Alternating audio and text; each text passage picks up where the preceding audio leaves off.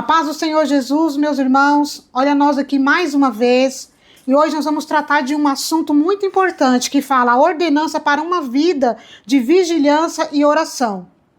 Nós estamos aqui debaixo da bênção do nosso pastor presidente Adelino Alves Ribeiro, do Ministério de Madureira no campo de Mauá. Também nosso pastor local, pastor Severo na aldeia Anchieta. Irmãos, esses dois tópicos que falam aqui sobre vigilância e oração, é algo que não pode faltar na vida do cristão. No tópico 1 fala assim, a falta de vigilância põe tudo a perder. Se nós parássemos por aqui, nós já estava explicado a lição, desse domingo. Porque a falta de vigilância, meus irmãos, é uma coisa que não pode faltar na vida do cristão. Nós vimos que quando te põe algo para você fazer ou para você exercer, você tem que ter total vigilância. E o que é ser vigilante? O que é você ter vigilância? É você estar atento, você estar ligado, você fazer aquilo que você está fazendo com muita atenção. Existem coisas que nós erramos, nós deixamos passar, nós podemos voltar atrás, mas existem coisas que por um vacilo pode acontecer, perder tudo, vida ser destruída. Nós vimos que o povo de Israel era um povo que ele estava sempre na torre de vigia, ele estava ali sempre vigiando seus inimigos, porque qualquer descuido que eles tivessem ali era um ataque fatal, aonde toda a nação viria perder a vida. E Jesus, ele sempre alertou os seus discípulos. Aqui no tópico 1 fala assim, vigiai porque o espírito está pronto, mas a carne é fraca. Esse tópico nós ouvimos muitas vezes pessoas que ministrar sobre esse tópico, pessoas também usar esse tópico quando quer fazer algo errado e usa esse tópico, a carne é fraca, por isso que aconteceu. Mas Jesus, ele fala, meus irmãos, para os discípulos, para estar sempre em vigilância.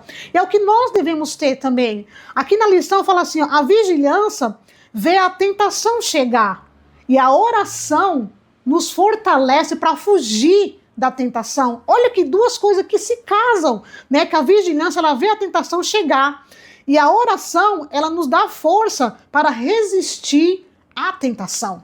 Então, na vida do cristão não pode faltar vigilância e oração. Não adianta você ter uma vida de oração e você não vigiar. Porque você pode ver 24 horas orando. Se você não vigia, você coloca tudo a perder. Então essas duas coisas ela tem que se casar, tem que estar muito junto na vida do cristão. Aqui no tópico 2 fala assim, vigiai porque o adversário busca quem possa tragar. No tópico 1.1, o alerta é para nós vigiar contra a nossa carne. No tópico 1.2, nos alerta para vigiar contra os nossos inimigos. E os nossos inimigos não é nossos irmãos de sangue, não é o nosso próximo que nós vimos aqui, frente a frente, ou onde nós estivemos. Os nossos inimigos é o adversário, a quem está ao nosso derredor, buscando as nossas vidas, todos os momentos querendo nos tragar. E essa vigilância é em espírito. Não é como o povo de Israel, não é como você está numa firma, não é como você está em determinado lugar usando algo material. Essa vigilância do tópico 1.2 é algo espiritual. Lá em Efésios 6.13 fala para que nós possamos estar revestidos da armadura de Deus, para podermos resistir o inimigo, o nosso adversário, que fica procurando para nos tragar. Então essa vigilância aqui é algo espiritual, não é algo que você consegue vigiar usando o material, mas o espiritual. No tópico 3 fala de vigiai, porque não sabeis o dia nem a hora. Essa vigilância aqui, meus irmãos, é uma coisa que nós não podemos errar nem falhar em momento algum, porque se trata da volta de Cristo. Se nós deixarmos de vigiar, nós deixarmos de buscar, deixarmos de orar, Jesus vai voltar e vai acontecer como as 10 virgens prudentes e as tolas. Jesus vai voltar e nos achar dormindo. Nós não vigiamos esperando a volta de Cristo. Meus irmãos, não tem como nós termos uma vida de cristão e não ter essas duas coisas nas nossas vidas, vigilância e oração. Você não pode só vigiar, mas você também não pode só orar. Então tem que estar muito junto, porque a vigilância é o estado de equilíbrio da vida cristã. Se você não tem a vigilância, você não é um cristão equilibrado. Quantas pessoas que fazem curso, não estou falando que não é para você não fazer, mas você tem grandes estudos, você tem um potencial muito grande, mas quando abre a boca, não fala nada com nada e põe tudo a perder. Quer aprender um pouquinho mais? Vem para a EBD. Que Deus abençoe e esperamos você nesse domingo a partir das 9 da manhã. Deus abençoe. Olá, meus irmãos, a paz do Senhor Jesus a todos. Quero desde já agradecer a cada um de vocês por estar nos assistindo e nos acompanhando nesse estudo, onde vamos ver que os livros desse trimestre eles serão de importante auxílio para que juntos continuemos aprendendo a cumprir aquilo que Jesus Cristo ele nos ordenou. No tópico de número 2, nós vamos falar sobre aprendendo a orar. Meus irmãos, esse aspecto que nós vamos tocar no tópico de hoje, ele é um dos mais importantes aspectos na vida do cristão, que é a oração. Mas para que começamos esse tópico, precisamos saber que a oração ela tem que se fazer presente na vida do cristão, tanto nos momentos difíceis, quanto nos momentos bons e alegres. E é triste quando o cristão ele é movido a orar simplesmente pelas dificuldades, pelos problemas. O bom mesmo é quando a gente se move a orar pelo amor. E sabe quando você tem um dia difícil, um dia que você está corrido, que você está para lá, para cá, e você acaba não tendo tempo para orar, para se dedicar a Deus, e você acaba se sentindo vazio, parece que o seu coração está angustiado, e quando você dobra o joelho para orar, você se sente completo, você se sente feliz. Essa é a presença de Deus. E esse é o amor pela oração, por se sentir mais próximo de Deus. Na introdução, o bispo Abner Ferreira ele vai dizer algo muito interessante. Jesus Cristo, ele pregou como ninguém. Ninguém ensinou como Jesus Cristo aqui na Terra e todos nós sabemos disso. A Bíblia vai dizer que Jesus ele pregava de uma forma tão tremenda, de uma forma tão profunda, que até as crianças queriam estar perto de Jesus. E a gente vai olhar os discípulos de Jesus, a gente não vê nenhum discípulo falando: Pai, mestre, nos ensina a pregar como você, nos ensina a falar como você. A única coisa que os discípulos eles falaram foi: nos ensina a orar. A pergunta é: o que esses discípulos eles viram? O que os discípulos viram na oração de Jesus que despertou o interesse deles aprender a orar? O que eles viram que impactou eles dessa forma que eles desejou esse hábito de orar? Então a minha oração é que arde em nossos corações, a vontade de orar, a vontade de estar mais próximo de Deus, e que esse desejo continue ardendo profundamente em nossos corações.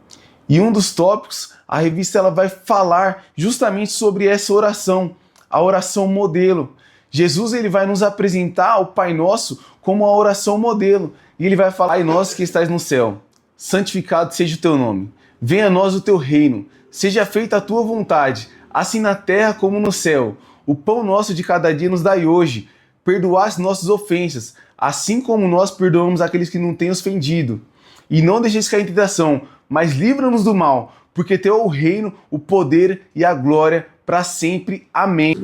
Então essa é a nossa oração modelo, que contempla todos os elementos para que seja necessário formar uma oração eficaz, que é a comunhão, a intimidade, a simplicidade, é a gente declarar que tem que prevalecer a vontade dele e não a nossa, porque ele sabe o que ele tem de melhor para nós. E a gente vivendo em paz com nossos irmãos, perdoando, sendo perdoado, reconhecendo a total dependência de Deus e reconhecendo a soberania dele. Bom, meus irmãos, esse é o nosso tópico de número 2. Fiquem agora com o nosso tópico de número 3. Até breve, que Deus abençoe a cada um de vocês. A paz do Senhor, meus irmãos. É muito bom ter cada um de vocês aqui conosco, para junto a gente aprender um pouco mais sobre a palavra de Deus.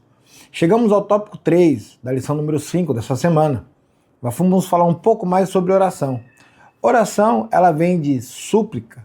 Oração, ela vem de clamar. A oração, ela vem de falar com Deus. O autor da revista, ele vai falar que a oração é o oxigênio da alma. Ela é necessário, como diz a nossa irmã diaconisa Neilde, quando ela fala que é algo de extrema necessidade para o cristão. É impossível você ter um relacionamento com alguém se você não fala com essa pessoa. É impossível você ter um relacionamento com Deus se você não fala o que está na sua vida, que está dentro de você, para expressar diante de Deus. Jeremias, no capítulo 29, versículo 13, ele vai falar assim, ó: buscar-me-eis e me achareis, quando me buscardes de todo o vosso coração. A oração, ela parte do sentido de sinceridade. Quando você fala com Deus, o que está dentro da sua vida, o que está dentro do seu coração. É algo de extrema importância, é algo de sobrevivência para o cristão. No tópico 3.1, vai falar um pouco sobre o lugar. Não existe um lugar específico para oração. Jesus, ele orava no templo. Em Mateus, vai nos dizer também que a gente tem a questão do aposento. Entra no seu quarto, tranca a porta, e aquele que te vê em secreto, os irmãos conhecem o versículo, e ele se recompensa. Só que na realidade, não existe um lugar específico. Existem alguns irmãos que pensam que Deus só escuta a sua oração se você estiver na igreja. Existem irmãos que pensam que Deus só escuta a sua oração se você estiver dentro do seu quarto trancado com a porta trancada. Existem outros que pensam que Deus só te escuta se você estiver no monte orando. E na realidade, não é assim. Não existe um lugar específico. A única observância da Bíblia que tem sobre lugar é quando se trata de lugar público. Jesus, ele repreende os fariseus. Mas ali é pela hipocrisia, porque eles falavam algo que não era dele. Ele falava algo que não era da essência deles. Eles eram hipócritas porque a boca falava uma coisa e as atitudes falavam outra. Carlos Henrique Peçanha, um pensador, ele diz assim: quando orare, você não pode ser como um artista, que falam palavras que não são suas, que usam máscara decoradas. Então, quando nós orarmos ao Senhor, nós temos que ser sinceros com Deus. Quando nós orarmos ao Senhor, independente do lugar, eu fico imaginando Jonas dentro daquele grande peixe orando. Se Deus só recebesse oração dentro de uma igreja, então Deus não ia ouvir a oração de Jonas. Se Deus ouvisse a oração apenas dentro do seu quarto, Deus também não ia ouvir a oração de Jonas. Então não existe um lugar específico. No tópico 3.2, ela vai falar sobre tempo. Existem pessoas que acreditam que Deus só escuta a sua oração se for de madrugada. Por causa daquele versículo que diz no livro de Provérbios, capítulo 8, versículo 17. Eu amo os que me amam e os que de madrugada me buscam, esses me encontrarão. Sendo que na realidade não está falando do tempo, está falando que quanto mais cedo, quanto mais rápido você buscar a Deus, mais rápido de Deus você vai encontrar o Senhor. É nesse sentido. Então não existe um horário específico. Não existe. Eu acredito, eu até fico feliz, até fico maravilhado com os irmãos que falam: Marco, 3 horas da manhã eu vou orar naquele horário. É bênção, é fé, mas não quer dizer que Deus só escuta naquele horário. Também, irmãos, na oração, você também não pode esmorecer. Esmorecer é você orar uma vez e esquecer de orar. Orar uma vez e falar: Deus vai me ouvir e tá bom. Não, esmorecer, você não pode esmorecer, quer dizer que você tem que estar ali. Ó. A Bíblia mesmo diz: batei, batei. Isso é insistência. A Bíblia me faz lembrar de uma história de um certo juiz. Ele era iníquo, ele era ímpio. E tinha uma mulher que ela falava, né, sobre a causa dela. E toda vez ela estava falando: olha a minha causa, olha a minha causa, olha a minha causa. Até que um dia o juiz, mesmo sendo ímpio, ele disse: nossa, eu tenho que responder essa mulher por causa da insistência. Então, irmãos, quando orar, seja insistente com Deus. Né? Não precisa usar de vãs repetições, mas seja insistente, ore, bata, busca a Deus, com certeza Ele vai te ouvir. Que Deus abençoe a cada um de vocês, fique com Deus e eu encontro vocês logo mais na próxima lição, em nome de Jesus, amém.